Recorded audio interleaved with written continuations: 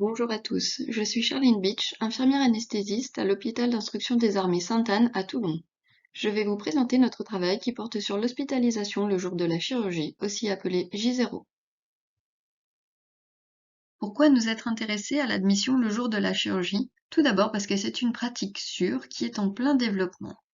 Celle-ci montre un bénéfice pour le patient avec une amélioration du confort ressenti, mais également un bénéfice pour les établissements de soins avec une optimisation du taux d'occupation des lits.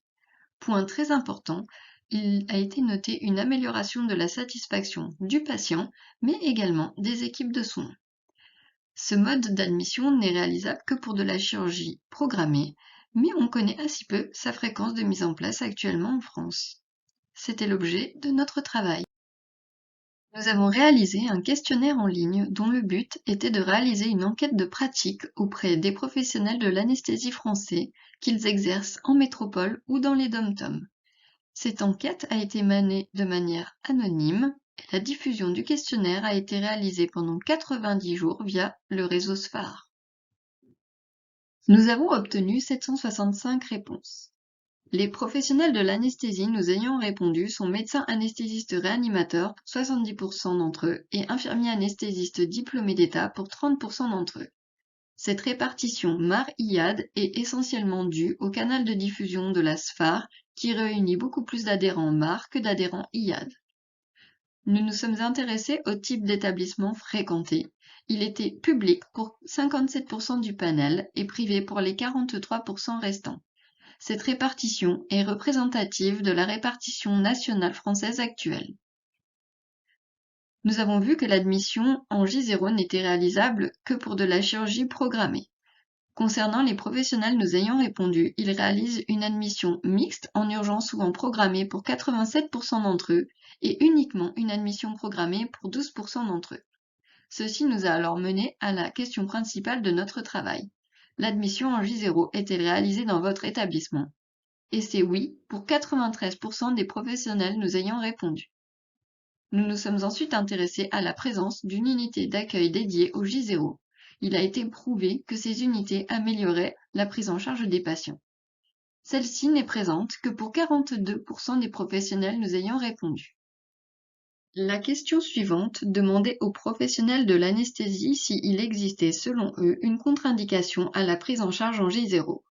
Ceux-ci ont répondu oui pour 26% d'entre eux. Nous leur avons alors demandé de préciser quelle était cette contre-indication.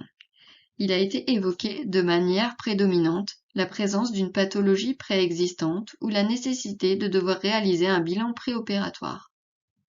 Dans les autres items évoqués, il y a la distance domicile bloc opératoire, le type de chirurgie, la gestion des anticoagulants, l'ordre de passage, la nécessité de mettre à jour les rails ou de réaliser une transfusion. Actuellement, la contre-indication absolue est le refus du patient. Les autres contre-indications évoquées sont essentiellement liées à des contraintes organisationnelles liées à la structure d'accueil de soins. Dans les questions suivantes, nous demandions aux professionnels de quelle manière l'information périopératoire était délivrée. Nous pouvons constater le développement des outils multimédia avec l'arrivée du mail, du SMS ou du site internet avec des items dédiés. Mais c'est essentiellement verbalement, par le chirurgien ou le médecin anesthésiste que l'information est délivrée, souvent accompagnée par un livret ou une brochure que le patient pourra consulter ultérieurement. Un autre item concernait la question de la visite pré-anesthésique. Nous voulions savoir de quelle manière les professionnels s'étaient adaptés à la réalisation de la VPA avec ce nouveau type de prise en charge en J0. Il nous a été répondu que celle-ci était essentiellement réalisée physiquement à l'accueil du bloc opératoire ou en salle d'intervention. Certaines équipes ont développé la réalisation de la VPA sur dossier ou par appel téléphonique. La enquête s'est ensuite intéressée à la présence d'un protocole décrivant le parcours du patient. Celui-ci est existant pour 69% des professionnels interrogés. Ce chiffre est directement superposable à la présence d'un groupe de travail dédié à l'optimisation du parcours du patient. Nous nous sommes ensuite intéressés à la présence d'un circuit du patient debout au sein de l'établissement fréquenté par le professionnel. Celui-ci est existant pour l'entrée en salle d'opération pour 72% d'entre eux. Le circuit du patient debout est existant pour la sortie de salle d'opération pour 24% d'entre eux quand le type de chirurgie et les comorbidités du patient le permettent. En discussion, nous pouvons dire que le J0 est une pratique bien diffusée actuellement en France puisqu'elle est réalisée par 93% des professionnels nous ayant répondu. La présence d'une unité d'accueil dédiée, dont il a été prouvé qu'elle améliorait la prise en charge du patient, n'était déclarée que par 42% d'entre eux. Le développement de ces unités est un enjeu d'amélioration pour les établissements de soins. Notre étude ne permet pas de mesurer la fréquence de mise en œuvre du J0 en France actuellement. Pour cela, il aurait fallu interroger directement les établissements de santé. Notre enquête ne permet pas non plus de mesurer la proportion des patients qui bénéficient de ce type d'organisation. Il est important de signaler qu'il existe un biais de sélection à notre étude. L'enquête étant diffusée de manière libre avec le thème clairement annoncé dans le titre, les soignants non intéressés ont pu ignorer notre sollicitation.